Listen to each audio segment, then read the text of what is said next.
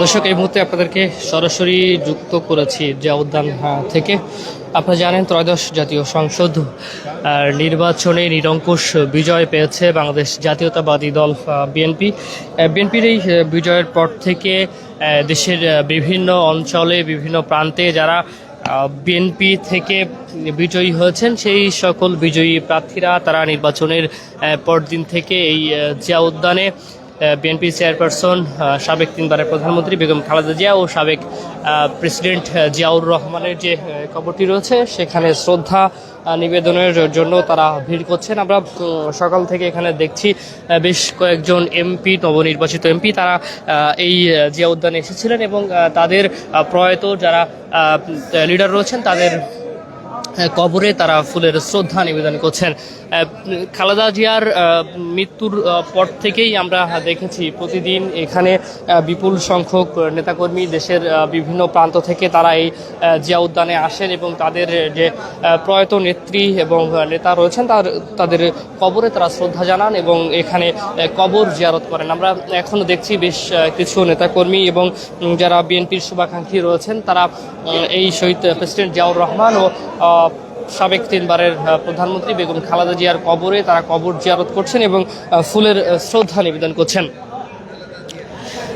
একটু আগে আমরা দেখছি চাঁদপুর ২ আসন থেকে নির্বাচিত সংসদ সদস্য মোহাম্মদ জালাল উদ্দিন তিনি এখানে এসেছিলেন এবং তার পক্ষ থেকে কিন্তু এখানে ফুলের শুভেচ্ছা জানানো হয়েছে। এছাড়াও ফিরোজপুর ৩ মঠবাড়িয়া আসন থেকে নির্বাচিত এমপি রুহুল আমিন দুলাল, তার পক্ষ থেকেও কিন্তু ফুলের শ্রদ্ধা নিবেদন করা হয়েছে।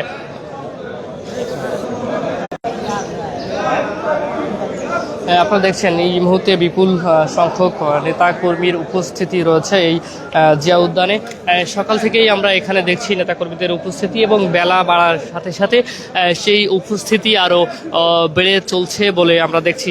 আগামীকাল জাতীয় সংসদ ভবনের দক্ষিণ প্লাজায় সকাল 10:30টায় নবনির্বাচিত যে এমপিরা রয়েছেন সেই এমপিদের শপথ গ্রহণ অনুষ্ঠান হবে এবং বিকাল 4:30টা নাগাদ নতুন সরকারের মন্ত্রী পরিষদে যারা থাকবেন তাদের শপথ গ্রহণ অনুষ্ঠান হবে সংসদ ভবনের দক্ষিণ প্লাজায়।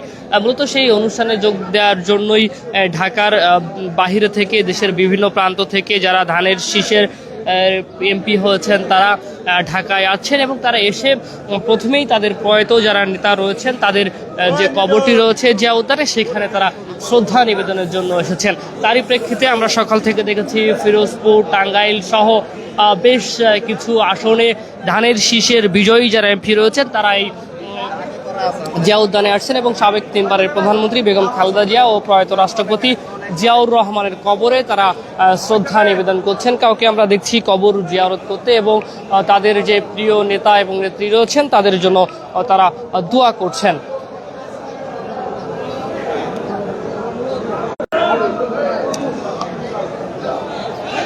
দর্শক, এই ছিল আমার কাছে জিয়া উদ্যান থেকে সাবেক তিনবারের প্রধানমন্ত্রী বেগম খালেদা জিয়ার কবর ও জিয়া উদ্যানের জিয়াউর রহমানের যে কবর রয়েছে সেখান থেকে শ্রদ্ধা নিবেদনের সবশেষ খবর।